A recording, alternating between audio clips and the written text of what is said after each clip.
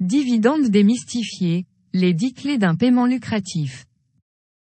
Dans cet article, j'aimerais expliquer plus en détail comment marche un versement de dividendes en bourse, et répondre à plusieurs questions qui m'ont souvent été posées à ce sujet, entre autres.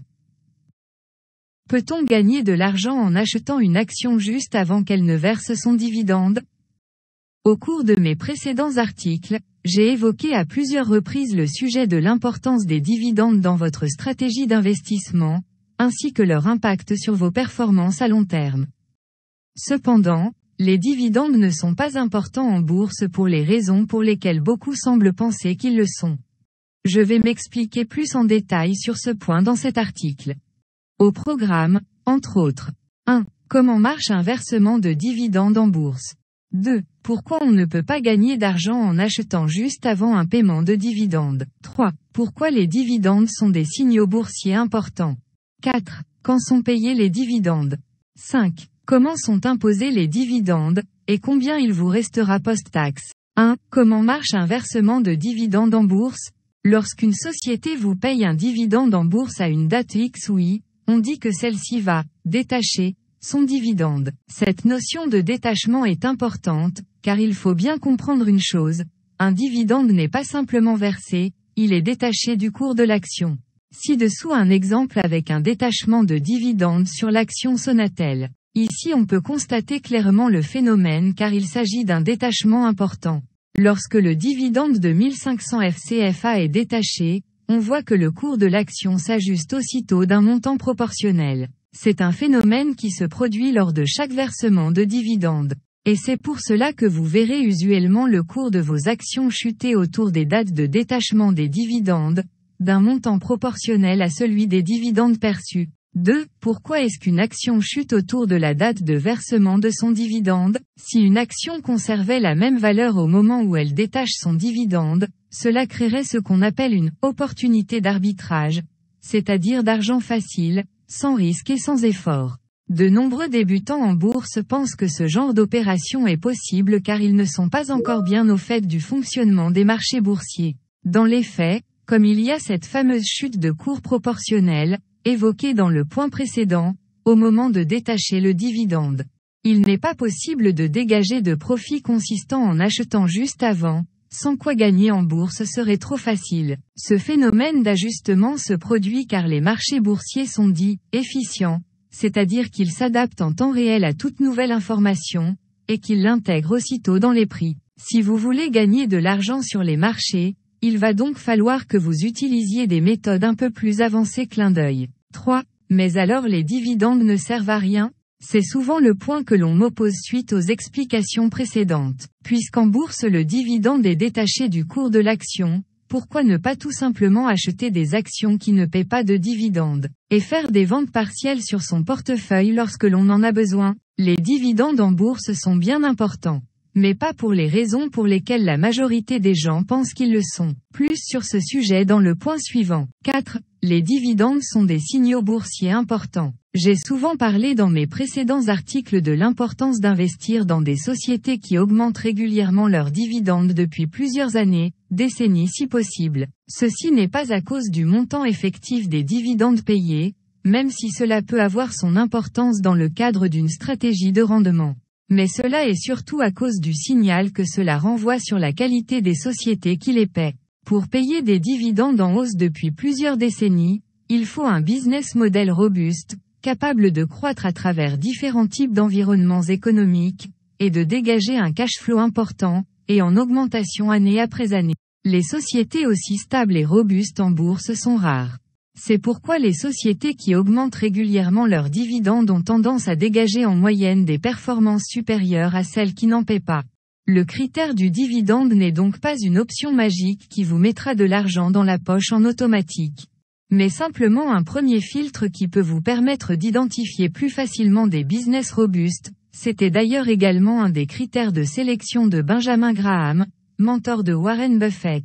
De même, quand une société annonce qu'elle relève son dividende, elle envoie un signal positif au marché, qui se répercute généralement positivement sur le prix. Alors qu'une société qui coupe son dividende envoie au marché un signal très négatif sur sa santé financière, qui se traduit généralement par une chute de prix. Cette notion de signal est essentielle, mais ce n'est pas là le seul atout des bons payeurs de dividendes. 5. Les dividendes sont plus stables que les prix. C'est un autre point essentiel si vous souhaitez mettre en place une stratégie de rendement durable et retirer des revenus sûrs et réguliers de votre portefeuille boursier. Si vous faites le choix d'investir dans des actifs qui ne paient pas de dividendes, vous serez forcé de vendre régulièrement une partie de votre portefeuille pour en tirer des revenus. Et si vous choisissez cette option, vous allez vous retrouver confronté à un problème, la volatilité des prix des actions. Il faut savoir qu'en bourse, les prix sont beaucoup plus volatiles que les dividendes. Ce qui fait que si vous souhaitez dégager des revenus passifs, vous aurez une source de revenus bien plus stable en misant sur les dividendes, qui sont relativement prévisibles, plutôt que sur les prix, qui sont quant à eux relativement imprévisibles, surtout à court terme. Ceci parce que le dividende dépend du cash flow généré par le business alors que le prix de marché dépend essentiellement du sentiment des investisseurs, du moins à court terme, ce qui peut être problématique. Cette faible volatilité des dividendes conduit à un autre point important. 6. Les dividendes réduisent, indirectement, la volatilité. La volatilité des prix en bourse est une des raisons principales pour lesquelles la majorité des investisseurs perdent de l'argent sur les marchés. Une volatilité importante sur votre portefeuille aura tendance à vous faire paniquer plus facilement et à causer plus de nuits blanches qu'un portefeuille moins volatile.